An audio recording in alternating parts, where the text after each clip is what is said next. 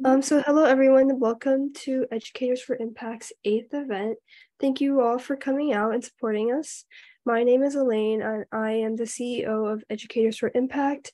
And so today we are very fortunate to have a wonderful speaker, Zoe Liu, the co-founder of the innovative video software and solutions company Visionular. And she has joined us to explore the journey of entrepreneurship and the remarkable progress of AI in our society. And so during our Q&A, you guys are welcome to submit questions into the Q&A box. And first, to quickly introduce our program, we are a platform created to bring together different people from different backgrounds and industries to share their thoughts about all things education related. And we believe passionately in the power of education to influence students, parents, and future educators. And so you can find more information about us at educatorsforimpact.org. And besides myself, I have 8 other team members who are working with us to make this event possible. And so, as I said, Zoe is the co-founder of Visionular, but she is also the president and CTO as well, leading a global team with members distributed across North America, Asia, and Europe. Zoe was previously a software engineer with Google and has been a key contributor to the recently finalized open source royalty-free video codec AV1, and has also contributed to highly acclaimed video products such as Apple's Facetime and the Google Glass video call. And so she earned her PhD from Purdue University and both her undergraduate and graduate degrees from Tsinghua University. And so if you guys have any questions, please type them into the Q&A box or the chat box, and we will try our best to get to them at the very end. But let's just start with our questions. So thank you very much, Zoe, for coming out. And to begin, we would love to hear more about Visionular and the incredible work your team does. Well, thank you for having me down here. So, and I was actually really impressed that you got our name pronounced really well, because a lot of people actually pronouncing Visionular in a different way because it's a new word that we created. Basically, I created it.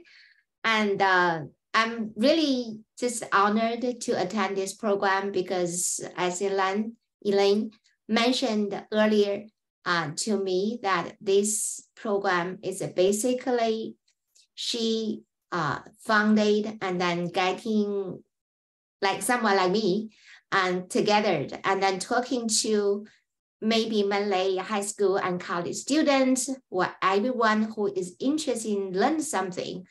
And basically for us, we are a startup. So we are still a very relatively small group. And then like you mentioned, that you have been mentioned about Visionular is a new thing that we created. It just as its name, because it's a combo of vision with the suffix ULAR, ular, because people have a hard time to pronounce it. So that's why I want to talk a little bit about the name, because about what we're doing. Because the vision is basically people think, okay, it's something related to visual. Indeed, it is, just as Elaine has just introduced with something talking about what we're doing is all about video. So we are dedicated to video transcoding, compression, and streaming, because everybody has shared experienced when you share the video. For example, our Discord or other platforms like Instagram, it always takes some time for video to be uploaded and start to share. This is because the video is big. And then, so everybody wants to enjoy the best quality video. So before video is being shared, it has to be compressed. So that's what we have been dedicated. We just want to get the video file a little smaller and more like better in video quality. So this is what we have been mainly focused. So that's why we do something related to vision, because human vision is the ultimate consumer and observer of the videos we created and we shared, we compressed. And at the same time, because we are a small team, so we want to like call something like microvision, just like Microsoft. So, but that name has been taken.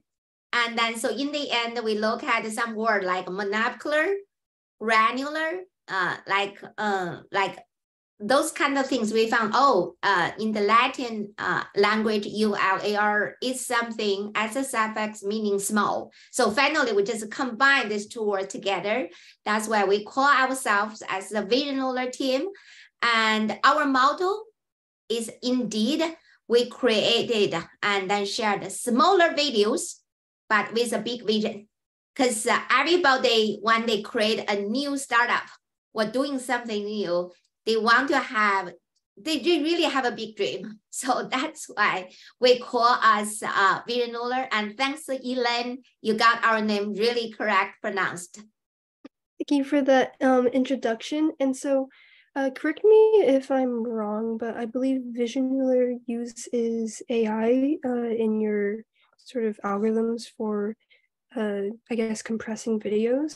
Is that correct? Or? Right. I think it's everybody talking about AI, right? So especially since 2012, the deep learning. So if somebody is not familiar with what's going on in the academia and tech field, it's just that because 2012, actually, it was a milestone, especially for AI and recent I would say development in the tech area, because the deep learning came out and the neural network especially expand to a large model with many parameters. And one reason, of course, behind, there's different reasons, because the computation resources is become more abundant. So people talk about the GPUs provided by NVIDIA generation after generation. So when you have more computational power, computing resources, you kind of be able to actually create a new network with many layers and many modes, many parameters. And then, but of course, at the same time, why these big models can potentially bring the potential advantage to the field. It's just a lot of new texts that have come out. So coming from convolutional neural network. So all part of the deep learning for the recent years.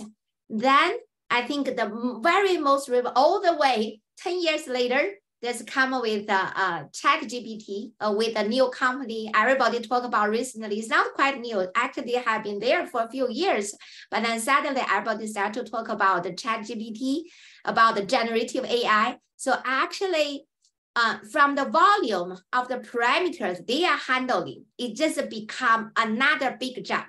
So everybody right now to talk about humongous of new networks. So the big model, it has not just of thousands, millions, is actually have hundreds of billions of parameters that we're handling down there. So the reason, of course, behind that is the computation resources is further evolving. On the other side, previously, somebody actually, I talked to quite a few friends, they didn't expect that actually when you get to such a big model, there's something like fundamentally can happen. Like right now, people realized, for example, the chatbot become really intelligent. And for myself, I'm not a native English speaker. And sometimes I have a trouble to organize my words, especially in writing, to send to our customers, very important, especially some email. We want to convince them that we have the right solution to them, and then let them feel we're not just sending stuff to them, but more we want to become a partner of them. So that's kind of important email. When I drafted, I found my just the points on there, but it's not like a good writing. So I basically copy paste to ChatGPT, and they gave me a very good, well-written with the right tone, kind of thing. So this actually improved my efficiency writing up emails greatly, because I can just throw out ideas and then they just can give me the whole complete article. So this is just one of the many, many examples that people talk about. As you mentioned, the AI thing in routing, but how that relates to us. So because we're doing a video compression, so people know that video is really a big variety. So even right now we're talking about our, like these topics over Zoom. So now you can see that there's two kinds of different videos. One of the videos, Elaine and mine, we have the head and shoulder. That type of video is very common in the video conferencing, video calls. On the other side, Elaine is sharing the video screen down there. That's the slides she created. So this type of video is actually referred to as screen content. Screen content is very different. So now you can see that this slide, the background is slightly between, I would say, some yellow, some green, and pretty shallow with some white. But because this is screen content, so with the background, you will be able to see that every part of the background is actually the same color, regardless of how you visualize it. On the other side, look at my background is actually similar color indeed, but when it is presented in the video, because of the lighting, because of the noise, you cannot claim that every part of the pixel in the background wall are the same. They're not the same indeed. So immediately you can see there's a two type of video, two type of characteristics presented. If we record this video, then that means we need to process them differently. If we actually quickly capture the difference between them and then throw into the appropriate compression tools to compress them, indeed, we can compress them to a lot smaller size, but still maintain very good quality. So here the thing is AI comes. So how do you differentiate them? You can say, oh, maybe because of Zoom, they have a fixed window. So, and then the majority of the area in these videos are screen content. But then when so many videos, think about YouTube, and then they have even like billions of minutes are uploaded to the background, to the cloud. There's so many different videos. Then how are you going to differentiate them? So this is the immediate question, and then you can leverage AI to actually process them. So for us, we did the same thing. And before we actually start to compress them, we want to leverage AI to actually differentiate them. Even within the same video, even within the same scene, there's a different characteristic. You want to identify them or categorize them and then process them differently. So definitely there's AI. But then on top of it, I want to mention one thing is that when we watch video, what part is ultimate observer? It is our human eyes. So we have to admit that our human eyes are not a perfect justifier about visual quality. What it really means, for example, when we watch a video, actually the human eyes are sensitive to some part, and they are not sensitive to some other part. So actually in the academia field, human visual system studies, how human eyes related to the subjective quality, subjective meaning that the quality actually justified by our human eyes is actually one subject, has been studied for many years. And then, so when we do video compression, we really want to make sure that some of the videos, actually we compress the part, and then human eyes do not very sensitive to that. So this is actually called, how do we identify the perceptually significant area? Because for those areas, it's very important. We want to keep them, we want to throw more bits and then get better file sets so that we can keep the quality. But some other part is actually, we don't care. It's our human eyes do not care. You actually compress more, the human eyes still do not sensitive to that. So this is very important. This is not a part of AI. But then the problem comes, how do we know when you compress a video, how do we know that how this video will be observed, will be justified by human eyes? And then you can always say, oh, in the end, because when we provide our solution, when we try to sell our product to our customer, so customer will also justify, oh, Visionular seems the file size is a lot smaller than the other competitor, but whether they provide the very good video quality. So they want to justify. Of course, ideally, they will have their own testing engineering team to visually look at every single video. It's not possible. It's not practical because there's so many videos they want to process. Now you have to have an objective quality metric, meaning that you have to design an algorithm. You take the original video, you take the processed video, you compare them, and then you justify how good it is. So there's so many quality metrics come out, and then they have, in the end, come a one score, just one number. It depends on which quality metric. There's some metric, for example, VMAF is actually short as VMAF, created by Netflix. So Netflix is the leading premium content, the streaming platform. Their team created this metric, and then they say that when VMAF score is actually, for any video, is actually create a score between 0 and 100.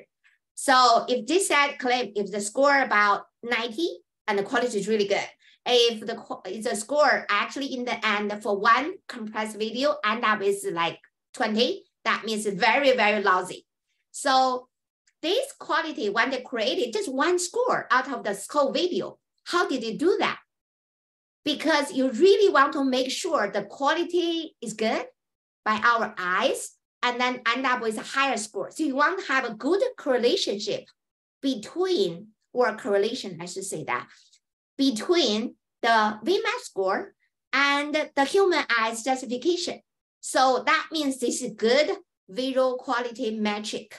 And it's right now, this is one of the most well-acknowledged quality metrics already.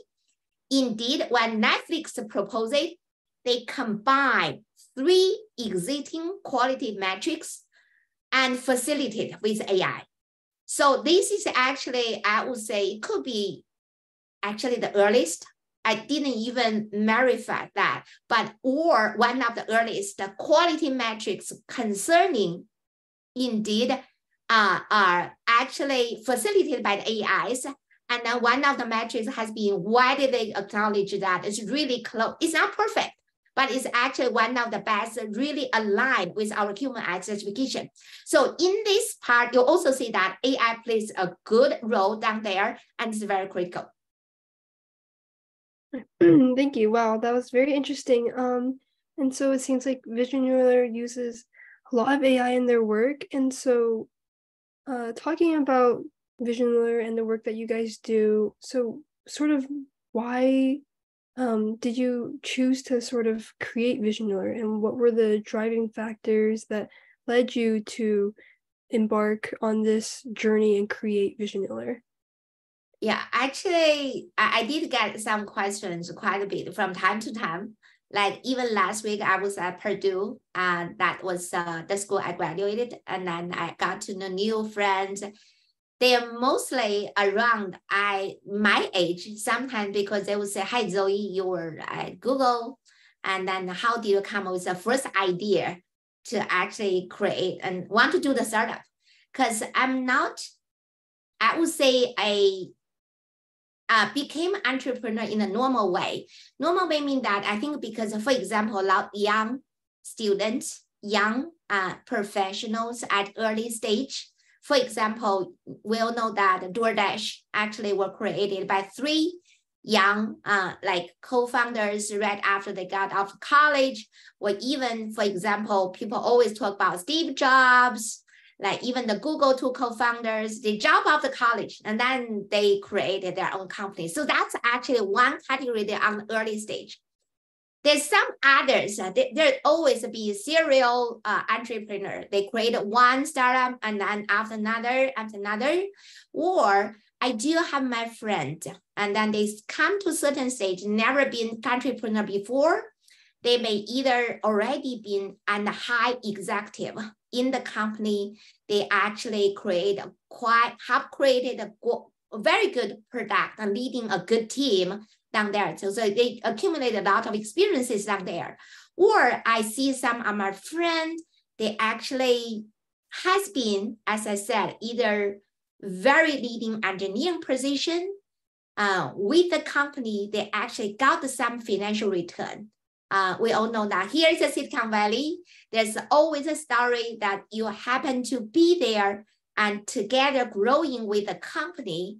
And then one is really grow big. We all know the stories behind, for example, like Zoom, like there's so many, even Facebook, there's so many good companies, Roblox, all down there. And then it turns out you get some financial return. And by that time, you may not have to worry about too much financial wise, but you still feel there's something you want to fulfill. And then some of my friends, they actually left the big companies to create something their own. For myself, it's very different. So what I meant for me, I have been all engineer before I created Visionular, this one side. And then at that year, I was 46 years old, almost 47. So not young. And at the same time, I'm not sure, I couldn't claim that I'm basically in the middle class. So meaning that I definitely not have to say that we are short of like financial support, but the other side is definitely not financial free, because I still rely on my current salary by our startup to actually help the family to pay the mortgage. And then also I've got 2 kids, they go to college, and then we need to support them. So for me, it's a little bit different. And I have many friends like me. They actually have been engineer. They graduated from good colleges. They are good, like very exceptional, work hard, very talented.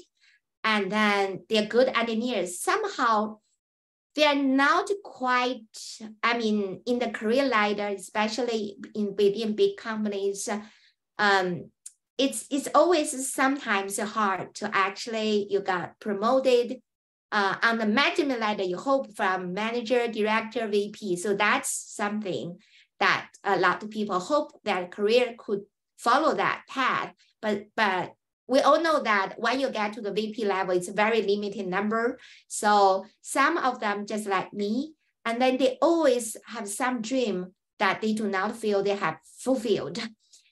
But sometimes they feel cold feet because it's always risky. So for me, I'm one of them that I got questioned, like mostly from my peers. So Zoe, how did you actually decide to quit Google? And after 5 years, I quit that. I actually got my promotion early that year before I finally left Google and co-founded Visionular. Actually, my answer is relatively simple. I didn't think that much when I left Google, because and I didn't think much that I was already 46 years old. If I thought a lot, I don't know what's going to happen, because like recently, I got introduced to some people that they want to leave and then create there. So they have a lot of questions. So I had been really very transparent and talked to them saying that for whatever the question they raised, I never thought about that. Because what about risky factor, like what something happened? So here's the thing. I have to say that even I left Google, I still have a husband. He's at Apple. He actually support the family. Of course, it's really because of that. On the other side, I would say one reason at the time is I met my partner. But I met my partner is also very coincidence, because before that, I actually already thinking, I think every engineer, 50% in the Silicon Valley, that everybody think about what if someday I create my own company. And I was also think about this. So for me, first, I got some idea. One reason, because I have been all working on video compression. I never left this area. This is kind of not big. It's some sort of a narrow. And I got my PhD in this area. And then for every single company that once worked with, including the first job, Nokia, and then I joined HP Labs, and then I decided to leave the left and I really go to industry. Then I joined Apple, and then I once also joined another startup, and then finally got to Google for 5 years. My job has been all working on video compression. Oh, it's also called a video encoder. It's just something that I have been dedicated. And then I got some idea and thinking maybe I can create a startup also working on the better encoder. And then at the time I met my partner, and it's a coincidence. The thing I mentioned coincidence is I met my partner in a conference back in October 2017. I represent Google to attend a talk conference in Beijing, and then it happened to me, my partner also gave a talk down there. And the thing is, in the eyes of the investors, we finally became a partner. It's not very conventional. It's a very untraditional. The thing is, because my partner actually, he's 11 years younger than me, and he had never worked outside China, meaning that all his professional experiences are in China. And for me, even though I'm actually from Beijing and I attended school down there before I finally came to this country, the US, and in 2000, I got my PhD from Purdue, and I graduated all my professional experience in this country. And I would think, okay, at the time, maybe I felt like at least I originally from China, and then like Mandarin, Chinese is my native language. Then finally, I found it's very different. The culture, of course, right now, people all think about different. Let's not get to the political issues, but because the experiences, my partner all there, and I have been all here, mainly in Silicon Valley, so very different. And then so in the eyes of investor, they like 3 kinds of co-founders to become a team that they at least. So first one is a classmate or schoolmate, meaning that the co-founder once studied together, at least they have been doing maybe school homework and projects together. So look at that. Second one is colleagues. They are in the same team, maybe even they already become a co-founder in some, or at least they work on the same project in the same company. And the third one is a social friend. So meaning that you have been knowing along each other, but you finally just decide to come together, co-found a company. So those 3 things actually are what investors, right? Investors have to, or sometimes the special case. For example, the one founder, they really have the technology, but they want to have a business partner. At the same time, actually the investor try to search the right candidate to actually for existing. But traditionally, if there's 2 founders or 3, they actually become the partnership to co-found the company. This is what the investors are looking at. And me and my partner, we didn't fall into either of the categories. We're not same, even for example, if he or she happened to graduate from Tsinghua, because within that circle, people actually have some, I would say, chemistry down there. Well, not like that, because I graduated from Tsinghua and he graduated from Zhejiang University. No overlapping. And then, of course, I mentioned that we even did not work in the same company because we are in the opposite part of the earth. And we never become students, and we never knew each other because we first met in that conference. However, I have to mention that the fact is we start to work with together because the conference we first met was October 2017. In early 2018, we already decided to pursue a partnership and co-founded Visionular.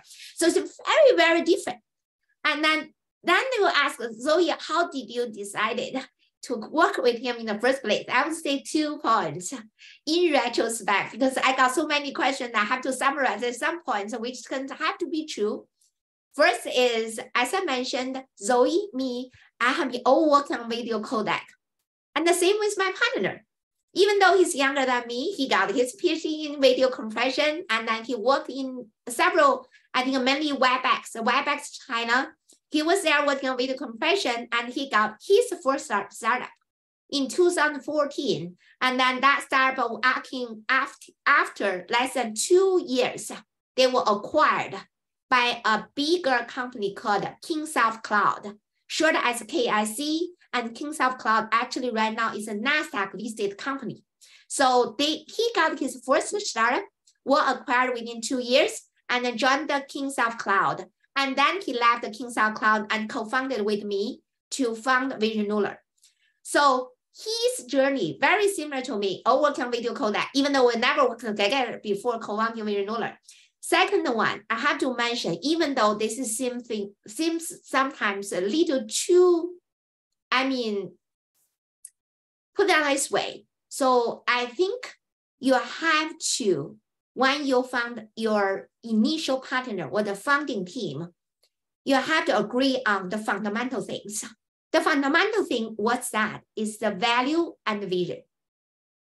Seems a little abstract, but that's very essential. The same thing is somebody asks what is the most important to guide a startup? I also mentioned the important thing is get your partner, get your founding team. It's very, very important. It doesn't really matter what product you're going to do, what kind of super innovative idea you have, because you need to work with the people. There's of course, there's some startups they got only 2, 3, but I haven't heard a successful startup that's one person. Maybe it's possible. Finally, you create something, then your ideas were patented and you got acquired. So far, you have to work with someone. And with someone initially, but how do you know that one is the right partner or the right founding team at the very beginning? I always believe so far, you have to agree with each other on the fundamental valuation and vision. And this is very, very important because in the end, there's so many things that you don't agree with each other. And then there's always so many difficulties that have to face together. But then when, for example, my partner and I, at least because of the fundamental things, we agree with each other. Of course, we also have our own experience on this specific video compression tech period. We had the trust from day one. And right now, Visionular is just past, we just turned 5 years old on July 17th, which actually 2 weeks ago. And on the other side, we actually we have to get the initial funding before I finally left Google in July of 2018. So we actually have almost know each other by this October, and then 6 years. We never had a problem trusting each other. So we don't have to really worry about that. We all worry about is the detail. What the strategy, what's the business, what kind of product, and what's the customer. So those kind of things, I would say, it's a sort of technical problems you have to discuss each other, but we don't have any other issues. And because of that, actually, the trust between us actually propagate to the rest of the team. So if we found that there's a trust issue, we're going to get a result because we're a global team. We have to serve a global team, and it's very hard. You don't meet each other. You cannot take advantage of the tea time or coffee break or lunch and dinner to gather together to talk to each other because we don't even in the same time zone. That is very challenging, but the trust is very important. So back to your question, why actually I got to the Visionular founded enterprise. I still think that because I want to and I didn't think too much. And then maybe that's kind of a desire, or you can describe. And then I met the partner in the right timing. And then finally, we got Visionular to what it is for today. Thank you. So it sounds like you took a lot of risk, I guess. You didn't think about it and you sort of just went for it. But throughout your journey, because you mentioned that your partner, he is a man. And so have you encountered any unique challenges as a female entrepreneur that maybe your partner didn't face? Yeah, that's actually interesting question. I actually never got that question before. Maybe somebody already thought about it in their mind, but they just didn't raise that question to me. And so, yes, he's a male and he's 11 years old. I would say, yeah, sometimes. And then I would say, because for me, as you can see that I like to really describe things a little bit with them, maybe more on the emotion side other than being logic. So there's sometimes, because we talk to each other, sometimes we got phone calls And then so mainly, of course, like here, like you can get Zoom calls, not completely phone call because we're in different countries. And I think this is sometimes maybe that part because we mainly have to type, and in the instant messages like we did, are actually leaning on very kinds of like instant messages platform. Of course, if you got a customer and a partner in China, you have to live on WeChat because every Chinese use WeChat. But then we actually also have customers and partners in India and Europe here. So a lot of people use WhatsApp. So WhatsApp is also important. But then when we start to talk to the customer professionally, they prefer Slack channel. So I also need to type a lot. And then on Slack, and then with the young kids, right now, nowadays, they like to talk over Discord. So we talk to Discord. And then professional, there's a lot of people living on LinkedIn because when I was an engineer, we actually really leveraged LinkedIn because only at the time we start to look for new jobs. But then when you start to do business, because our customer is not individual consumer users, we actually provide our solution to enterprise, to companies, to groups. So LinkedIn become a very, very important platform to us. And then they also have instant message down there. And then, so in that part, you have to start to type. And I found when I start to type, I like to introduce the background. I want to make sure that every point I have addressed. So sometimes I actually dress too much. And then when I send to this kind of message to my partner, sometimes he lost. And because he said, you type so much, not concise and not get to the point, not logic. That's the very beginning. If you ask, because I got this question for the first time. I was thinking that there could be some problems down there. And then maybe some personality. Indeed, I like to actually travel. Not means I like to travel. I prefer actually we need to meet in person. So maybe he's a male, he's in China.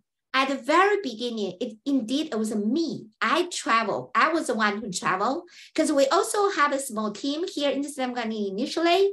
But then we have also, I was thinking my partner down there, because of our relationship, we start from the first customer that bring us ARR, meaning that annual recurring revenue, meaning that this is because we got our first contract with Google, my relationship down there, but it's only one-time contract. It's not this kind of customer who bring us ARR.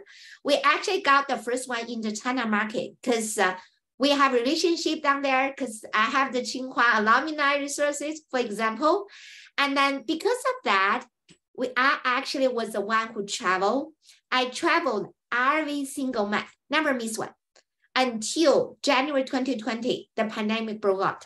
So you think that he's the male, I'm the female, but I'm the one to travel. And then, so every single month I spend a little less than half the time in the China market. And then here, like more than half the time in the US. So that happened. And because of that, I actually didn't feel I'm anything different from being a male or a female. Maybe I didn't think that much. I like to do things right after the decision was made. For example, and then I found it's necessary to meet in person to also we actually grow our initial customers down there. And then I make decision that I'll be the one to travel. I'm actually a good sleeper. So whenever I got on plane, I can fall asleep right away. And then the whole flight, and that I only regret that I plan to do something, maybe apply to a pitch, some slides, and suddenly I woke up, it's about to land. I haven't really finished that. That's the only thing. Maybe I'm the good sleeper and doing some exercises. So travel is never be a problem for me. And then, so I chose to be that. And I never ask question why I'm the one travel, not my partner. So to answer your question, actually on my side, I found especially in this country, because everybody talk about diversity, but then not that many female entrepreneurs down there. So they want female to be inclusive. And I have to say, sometimes it is an advantage for me, even though I don't want to really emphasize that advantage. So I would say that for my own experience, I never feel like being a female is a barrier for me.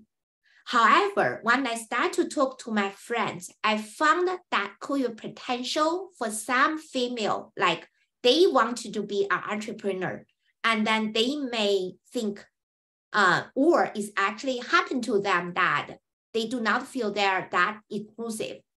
And for my experience, want to share, I would say if you're really dedicated to do something, you just go ahead to do it.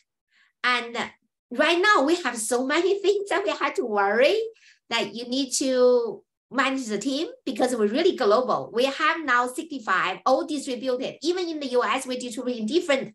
And then the US at least have 3 major time zones. And then we have now we have a UK team, we have a team in China, we have a team in India soon. So you have to worry about those. You have to worry about different customers, different requests, and then the investors. So many things. To me, I found that I don't do 2 things.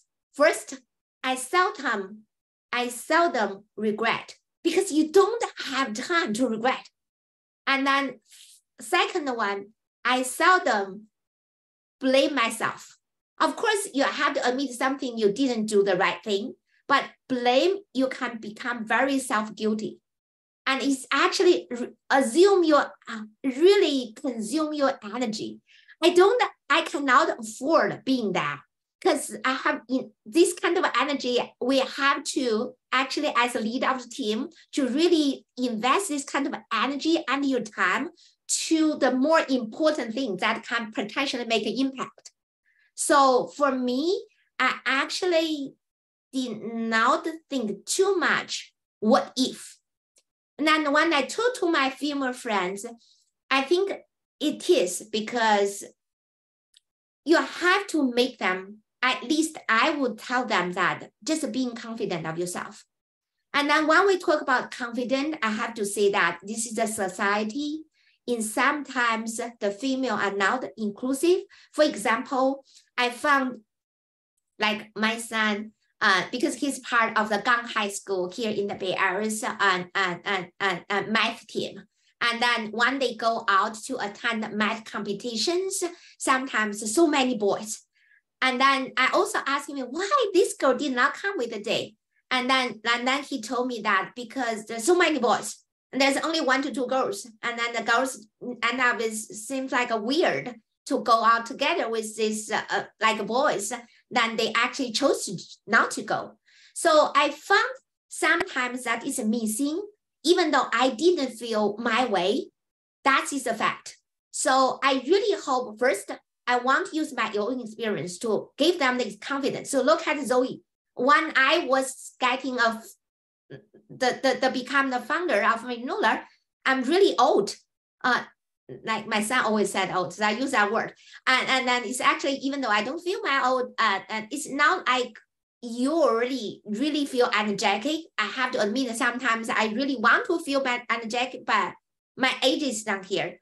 And on the other side, it's sometimes maybe there's so many other male entrepreneurs in some social event, in the tech, in the panel, and you have to actually feel sufficient, comfortable, and confident to be part of it.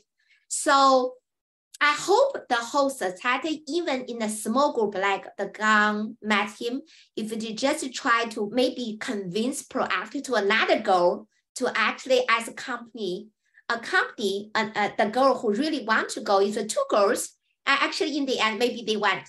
And then if they want, actually encourage the other girls to actually join the math team and go together for the competition. So sometimes there's some proactive approach need to be actually be there by the society, by the community. So this is very important. But back to myself, I still believe right now the society, the community become more open, so you don't have to be afraid. And on the side, really want to do something, make the plan and just do it. And there's always pros and cons. Just like people always say, there's always two sides of the coin. And in the end, if you call that success, the finish line to success, there's always some ways, and there's no unique way. And most of the time, passion and confidence will lead you down there. Thank you. So sort of to stay on the same topic about being a woman, something that you didn't mention is, I know you mentioned earlier that you have 2 sons. And so how are you able to sort of maintain that work-life balance and like sort of take on your role as a mom while also being an entrepreneur? So how do you sort of keep that balance? That's a good question, because actually I also got that question from my surrounding friend. I have to mention that my husband is really very supportive. I have to mention, because I travel a lot, even though I'm not traveling on a single day, but I have to mention that at least 1/3 of the time I have to travel, because we have team in different months. And then on the other side, because even sometimes I'm out traveling and work from home mainly right now, because we're very distributed. And then so even staying in the evening, and I found like, well, my sons and my husband, they talk around, and then suddenly the house become quiet because it's already late. They all want to sleep. I didn't even realize that, because in the evening I talk to the Asian team, and then we have customers down there, because here we are observing the Pacific time, and then at that time is mainly around like early afternoon, which actually our customer become really active by that time in after lunch. So really I got their understanding and support. And I think on the other side, I try when I can with them. For example, when I'm not, and then because of being entrepreneur, and sometimes my time become flexible, because for example, I try some driving duty, right? Drop off and pick up. I'm trying to do that. And of course, and on the road, I can still make calls. Just for the pickup and then drop off. On the other side, when I actually, I'm not sure whether it's the right timing or it's a really wrong timing. 2018, when the Visionular was founded, my older son Andrew, he actually at the time was a rising, the last year, rising 8th grade. So in 2019, actually he's writing high school. So right now he just graduated from high school, and I got 5 years dedicated to Visionular, and he actually spent his 8th to 12th grade during these 12 years. So it happened to be that he growing. And so we don't have to, at least as a parent, put a lot of effort to just feeding them, to actually mainly, it's more about communication with them. I found, at least during my startup, and I actually had opportunity, because we have the opportunity to talk to more people and then think differently. And when I talked to Andrew, I actually shared my experiences, because sometimes, especially last year, could be a little actually, because he was under pressure applying the college. And then I basically just told him first is you have to be a lifelong learner, and let him be aware, because getting to a good college, it is very essential, important, because some parents also bring the point out that even you are STEM, as long as you get the technology, it doesn't really matter much into a good college, but at least you will be actually working with your students. So with your classmates, with your schoolmates, like that. So they hope that the kids can get to a good college, to working with they hope that they can be influenced by actually classmates and schoolmates as well. So they would think that a better student can bring the kids to a better, in their eyes of the parents, a better community. So at least I took to my son, I say that I really just feel proud I graduated from a good school. That's the fact. Yes, he needs to be aware of that. But I also told him that in our team member, we actually have really team member from different background. We have a very relatively young, he was born in 1994, 30 years younger than me. When he joined us, he actually didn't even get a college degree. He's based in China, in Hangzhou. He actually only got a 3-year, like community sort of college, that type of grade in China. And then, but he's very sharp. He's really just looking into the problem, get that really result. He's not good at English. I told my son it's very interesting. His English is very lousy, but just one day we got a question from our Indian customer. So he's the one who actually leading that product, leading that type. And I was too sleepy at the time because it's already 1 a.m. And then it's still actually 4 p.m. in the afternoon. It's actually at the time is about 1:30 p.m.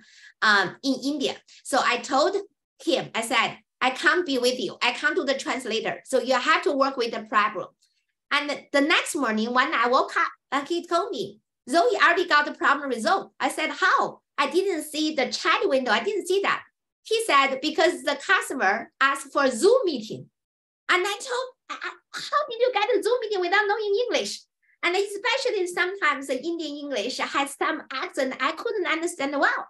Even though right now I actually travel a lot, I already got used to more, but that specific customers at the near, his accent is so strong and I couldn't understand sometimes. How did you resolve that? He said, Zoe, I just use a very good translator tool.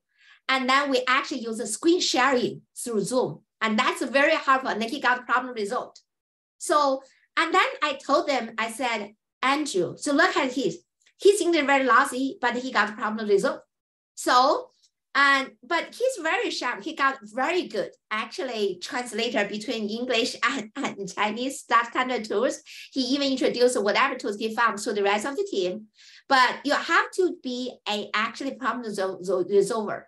If I don't do startup, I wouldn't have actually got my opportunity to actually work with the young guy. On the other side, I mentioned we have another team member here in the Silicon Valley.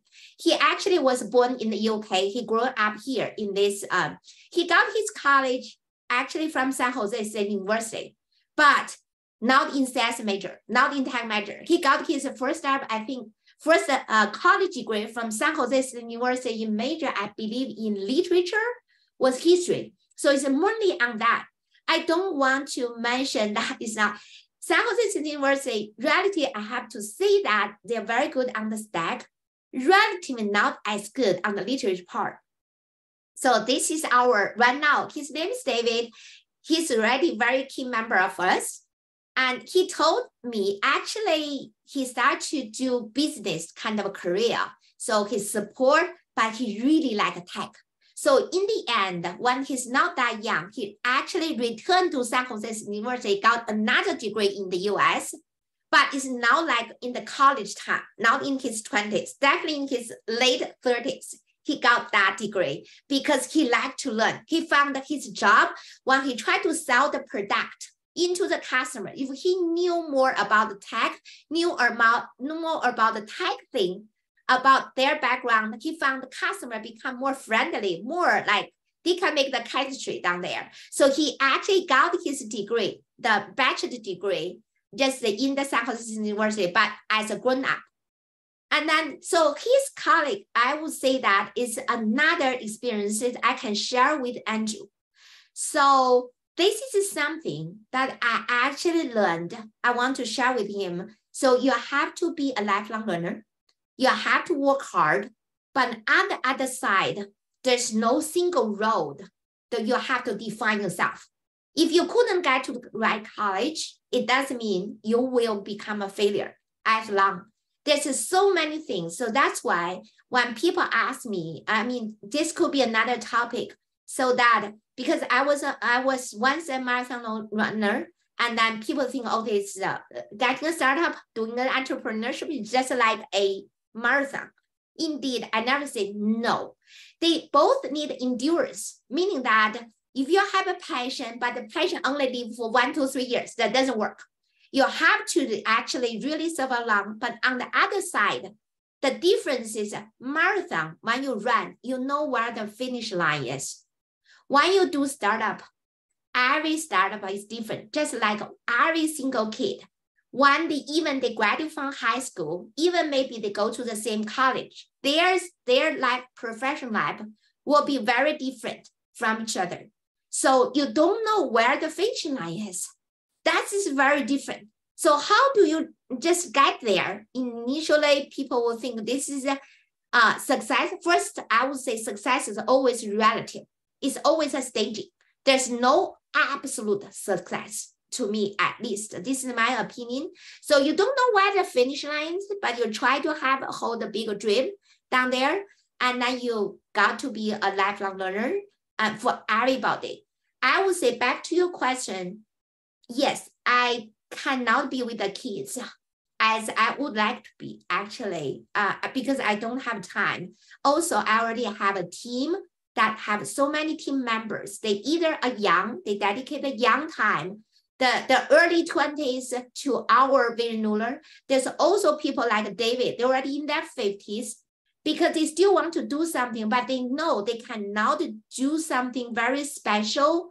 Maybe they only got 1 to 2 more opportunities. They happen to choose us, Visionular, at that next adventure they want to try. They don't have many opportunities down there, so I have to be responsible for them.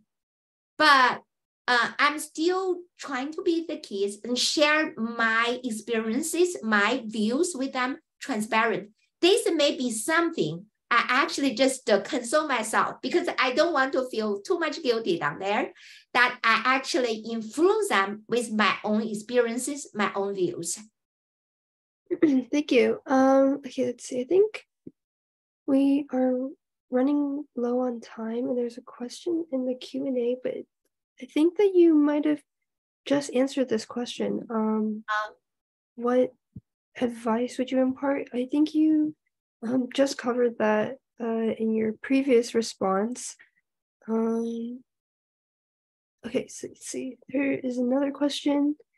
Really quickly, will you encourage your own kids to become entrepreneurs? The answer is definitely. So Andrew is going to college in the fall, and he's also on the happen to be on the he's a STEM boy, so he's going to on the tech side. And then to me, I think is I told him very clearly, say that I hope one day, sooner or later, the earlier the better, that you can actually try the shoes of entrepreneurship. I think in some way, not everybody, maybe eventually, but you always get a challenge in different ways. Even you become academia as a professor, that's sort of entrepreneur as well. And then there's something that I encourage, at least you may think of, or join a smaller group as something, initialize it.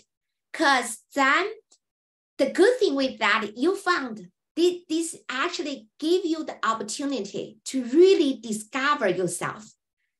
I fully believe, because everybody said that every kid is gifted, right? The God always said this is the God actually make every kid gifted. Every human being is also gifted. I hope when you actually try on entrepreneurship, it actually give you the opportunity that you can discover the other side or the great potential of it, especially my young kid. And then they will actually have this kind of thing. You don't have to worry because, of course, you have to worry. But on the early stage, you don't have to worry that much because you still have time, still have energy, you still have opportunity to fail and try it. If actually anyone attending this seminar, if you want to try it, I always mention the same thing I learned from my surrounding partner, for surrounding entrepreneur friends. When I became a mom, I found my friends mainly have kids.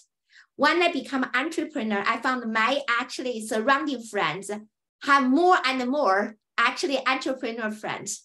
And they have different stages. I always use that because you have different like stage of fundings, maybe seed round and then Series A, B, and then pre-IPO is somebody already have their company grow really big.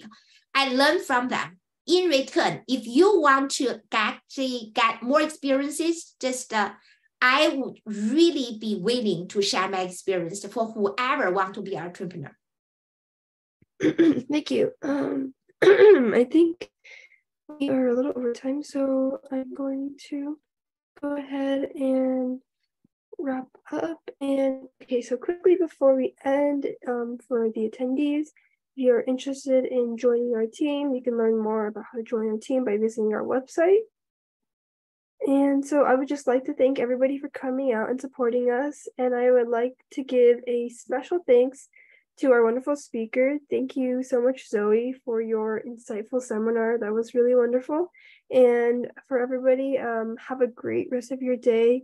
And we hope to see you again at our next event. Well, thank you, Eli. You're also an entrepreneur down here, and I wish you the best. All right. Thank you. Thank you.